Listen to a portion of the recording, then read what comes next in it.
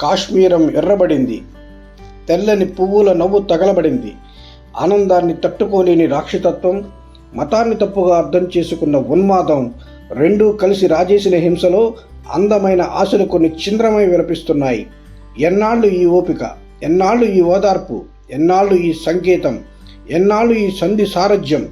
చిగురించే వివాహాన్ని చటుక్కున విరిచేస్తే, విహరించే మనో సౌందర్యాన్ని బుల్లెట్లతో చీల్చేస్తే, సంస్కృతిని బట్టలెప్పి రక్తమయం చేస్తుంటే, పసితనాన్ని పాషాణంపై నలిపి చంపేస్తుంటే, ఇంకొద్దు పదండి దండయాత్రకు. కాశ్మీరమైనా కన్యాకుమారి అయినా మనదు కాదన్న మాట గొంతు దాటి రాకుండానే అంతం చేసేద్దాం. కుక్కలు మురిగాయని గేట్లు వేసి గడపొద్దు. మన పిల్లలు, మన అక్క చెల్లెళ్ళు, మన అన్న తమ్ముళ్ళు, మన వాళ్ళు, మనల్ని నమ్మి వచ్చిన వాళ్ళు, ఎవరికైనా ఈ దేశం ప్రేమమయమేనని మరోసారి చాటిద్దాం.